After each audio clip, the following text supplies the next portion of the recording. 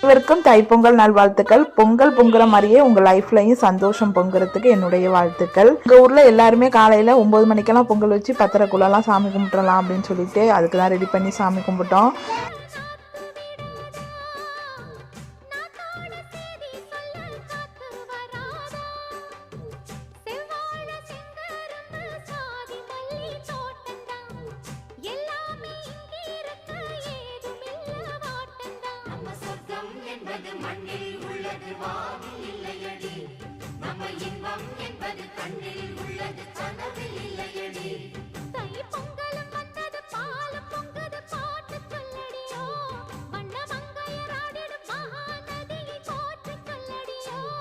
இந்த பொன்னி என்பவள் தென்னாட்டவர்க்கு அன்பின் நன்மையடி இவள்